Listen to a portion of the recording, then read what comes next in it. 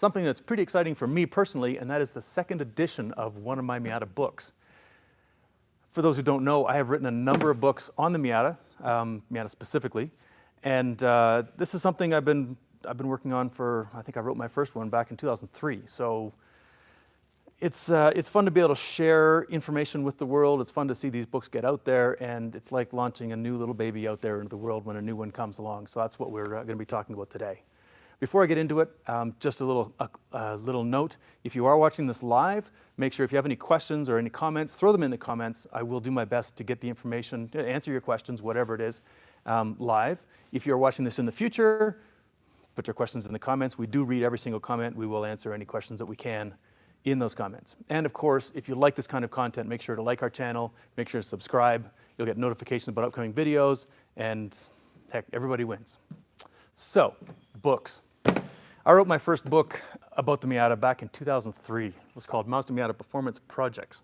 It's a how-to book on how to do various things like installing a new top, installing a clutch, changing out brake pads. At the time I wrote it, I was working every single day in the Flyin Miata shop, and I go back to it today and I'm amazed at what that kid knew in terms of, like, he just knew his way around a wrench in a car. And I actually still use this for wrenchers myself. I'm about to change the top on one of my cars at home, and so I've got my copy of this book. I had to borrow this one. My copy of this book is in my shop at home, so I can use it as a reference. So this one's still a very popular book. It only covers NAs and MBs for obvious reasons. 2003, a VVT Miata was still a new thing, but it's a useful one. I'm just going to go through a little history on this stuff first. Second one I wrote was How to Build a Cheap Sports Car. This was 2005, and that is a Miata-based low-cost or Lotus 7 replica. This was a lot of fun to write because I got to build the car first and then I got to write the book about it. Unfortunately, it was not a huge seller and it has fallen out of print. These are now apparently trading for good money online if you can find yourself a used copy or a new old stock, but this one unfortunately is no longer available. I do have the rights to it myself, so maybe someday I'll bring it back, but at the moment this one is not available to you. A couple of years later was Find It, Fix It, Trick It, and this was written in 2007. I refer to this one as Miata 101. This is, if you're thinking of buying a Miata, especially one built before 2007, this is the one to go to. It's got all sorts of stuff about the history of the car. It goes into the basics, how to buy a good one. It's also got what I find very useful. It's got a reference in the back with year-to-year changes, similar to Chris Lambert's Miata in America guide that's on Miata.net. This one I went back to the sources for some of the information. It's got some slightly different information than Chris's does, but I use this as a reference myself, and I want to know what year did Crystal Blue Mica or Splash Green come out, for example. That's the sort of stuff I find useful in here. But in 2010, I got the chance to write the book that I think it's my personal favorite. How to Build a High Performance Mazda MX-5, Mazda Miata MX-5. This is not a how-to book, this is a why-to book. This is the book that talks about the background behind the modifications, behind how things work, what the various systems do, how they affect each other, the difference between supercharger and turbocharging, and how they affect each other, or how they work differently and what you need to do to actually install them, engine management, suspension, engine swaps, braking. There's 3 whole chapters on suspension in terms of the first one is just the physics, the second one is the theory of modification, and the third one gets into what do all the parts do. So as you might have noticed from watching this channel, I love talking about the theory behind the cars, the theory behind how they work, what they do, how the different parts work. That's basically distilled in this. And this is a book, we actually still use this as more or less a textbook when we're doing training for our customer service team. If we've got someone who's new into the Miata world, or we're trying to dive a little deeper into a topic, we'll often use this as at least a starting textbook because it's a good overall base on how the cars work. Problem is, it was written in 2010. The NC was still fairly new, and time has moved on in the past 15 years. 15 years, man. So last year, I started working on the second edition. I went to my publisher and said, hey, look, I really like this book. It's a great book, but it's getting dated. So what I want to do is bring it up to date, talk about the NDs, talk about some of the new technologies we have, the new things we're doing, the way things have shifted. And that's when the second edition came about. So the most obvious thing is it's got an ND. We put it on the cover just to make sure you understand. It's got NDs in it. It covers a lot of the changes in technology. For example, we don't see, especially in the newer cars, NDs, you don't see full replacement ECUs. Well, maybe the Global Cup cars, but you don't see it in the aftermarket. You see a lot of reflashing. And the previous edition doesn't have a lot on reflashes because it was still fairly much in its infancy. It wasn't all that common at the point. Now it's the way to go for the newer cars. So there's a lot on that. There's been changes in the marketplace in terms of what people are asking for, what people are doing with the cars, and I wanted to reflect that as well. So, like everything, it's bigger and better. It actually is bigger. It has more pages in it, which gave me room to stretch out a little bit more on some of my favorite topics.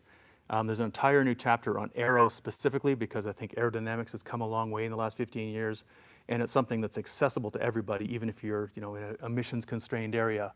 You can always play with aero. As you can see, we like to play with it ourselves in some of the cars that are back here. So this is something I've always enjoyed. I got a chance to talk about it a little bit more.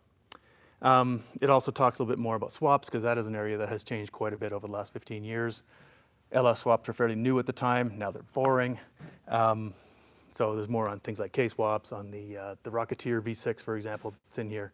So I tried to acknowledge what had changed over the years. Also, it's available as an ebook. I think this one is available as an ebook as well. The earlier ones were not, simply because they weren't a thing at the time, but this one is also available in, say, a Kindle edition. I prefer the print myself because I like to be able to hold it and make notes. This one is full of notes, for example. But hey, if that's what you want, you can be arranged. But here's just an example of some of the new stuff we have in here. This is the aerodynamics chapter. Lots because of the more pages, we have more room for nice big pictures. So lots of pictures of stuff that's on here. It's going on. We got some nice CFD from the guys at Varus. They were happy. They were good enough to supply me with some good graphics for that to help explain what's going on as clearly as possible. So there's also one other benefit about buying one now, and that is this is the first print run.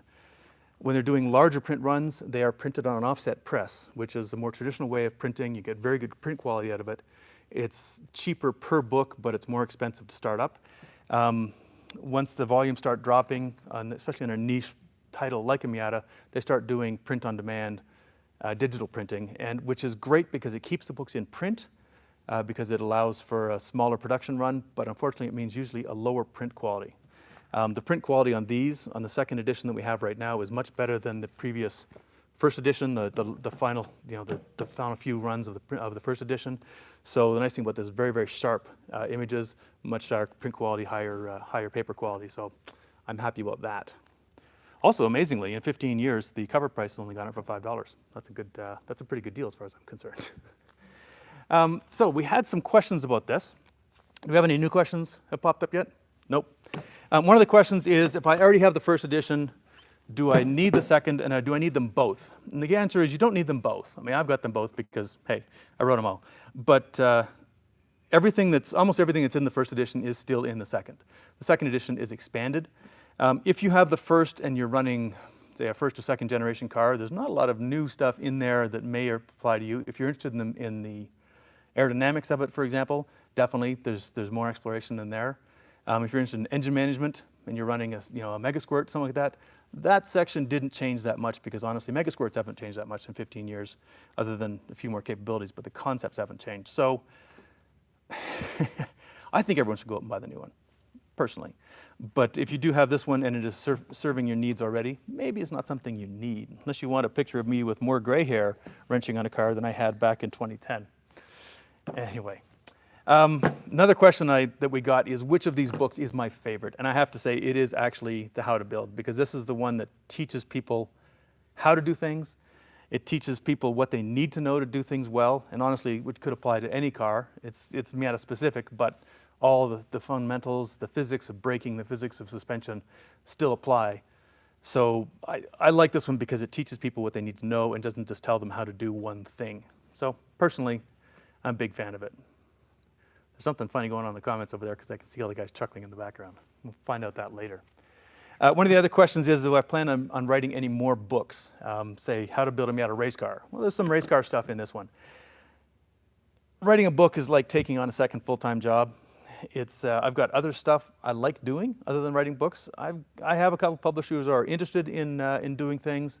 These days I tend to do more magazine articles. I'll do an occasional article, say for Grassroots Motorsports, but I don't have any plans to do any full-length books anytime soon, but you never know. I might get a great idea. We might come up with a good pitch for a publisher. I almost wrote one on off-road recovery back about 20 years ago. That would have been a fun one. Maybe I'll dust that one off again. But yeah, at the moment, this is the latest and greatest and maybe the last one. Looking at the notes over here. Oh, did I start from scratch or did I just add information to the second edition? I did not start from scratch. That's what makes it a second edition and not a new book. I basically went through the first edition page by page, picture by picture, caption by caption, and say, okay, this is out of date, this needs to be updated, we need to make sure to include this. I got a lot of feedback from the customer support team at Flyin Miata because we were actually working our way through the first book at that time. So they gave me a lot of feedback saying we need to expand this doesn't mention over here. So it is a second edition. It is the same core, but it has been expanded upon, it has been updated, it has been corrected if necessary. But it still has a lot of the same information that was in there originally, and it's still built on the same bones. The last question is, how do I get one signed? At the moment, we're not shipping signed copies from Flyin Miata. If you really want to get one signed, the best thing to do is catch me at an event. Catch me at Miata's at the Gap, or the Flyin Miata Summer Camp, or there's a couple other big events that we'll be making visits to. If I'm there, I'm happy to deface your book for you, even personalize it. But at the moment, we're not shipping signed copies from Flyin Miata. Availability, this is published by Motor Books, so it's available pretty much anywhere fine books are sold, also on Amazon. We have them here at Flyin Miata, of course, but it should be a fairly easy book to get because Motor Books has got very good distribution. They're all over the place. That's one of the things that makes it nice to work with them instead of doing a small vanity press that doesn't have any distribution. These guys should be available just about anywhere. You may not find it on the shelf at your local Barnes & Noble, but you can always ask them. They can get it for you. Do you have any questions over there or just snarky comments, guys? A couple questions.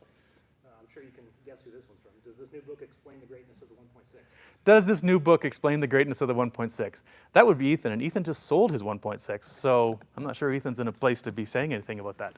The 1.6 is covered. There is no value judgment given as to the greatness of the different engines. I did a whole video on that one a while ago. Ethan can just go back and watch that one again. Anything else? Yep. Does it focus on one generation more than the others? I have an NC and would love more info on it, but a lot of the focus seems to be on NAs and NDs.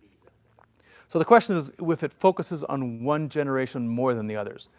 And I've tried to avoid that. It does cover as much as possible of all the generations. Some things are universal. Suspension dynamics, for example, are the same no matter what you've got an NA, an NB, or an NC. Although I will point out that in the handling theory sections, all the diagrams are an NC. So we do have that going for us. That's all the weight transfer. This first chapter, I believe, is actually available for download on the Flyin Miata website. If you go to the listing for the book, you can download the handling theory chapter. It's from the first edition, but this one didn't change dramatically other than putting some new pictures in. Because handling theory, the physics of handling is the physics of handling. But that if you want to get a taste for what's in the book, that's a good way to do it. Because it deals with how things work as opposed to buy this part instead of this part, it doesn't really focus on a specific generation. What adding the ND in allowed me to do was talk more about things like direct injection, about the crazy amount of variable valve timing they have available to them, about the sophistication of the reflashing, the CAN bus, that kind of stuff. Things that the ND brought to the table didn't exist in the others, but that doesn't mean it's just about the ND. It means that I've managed to include it as well. So the NC is represented, the NA is represented, the NC is, all of them are represented. I've tried to take pictures of the various generations as much as possible so that they're evenly split. So, obviously the earlier books that were written before the NC came out don't have NC content. This one does have quite a bit, as well as ND content and NA and NB. Basically, it's all Miatas. So we've tried to get, we got three generations on the cover. We weren't able to squeeze in an NB just because we ran out of room, but they're all in there. Anything else? Okay. Well, again, if you do have any questions about this, about the book or where you can get it, Flyin Miata, or heck, just general snarky comments, apparently, which is what's going on in the comments over there, feel free to throw them in the comments. We'd be glad to see them. And also, don't forget to subscribe to the channel so you get notification about more videos like this. We do at least one live video a week, plus, of course, all the usual drops of event wrap-ups and instruction videos, all sorts of solid Miata content without influence or hijinks. It's a good place to be. From Flyin Miata, my name's Keith Tanner. Thanks for watching.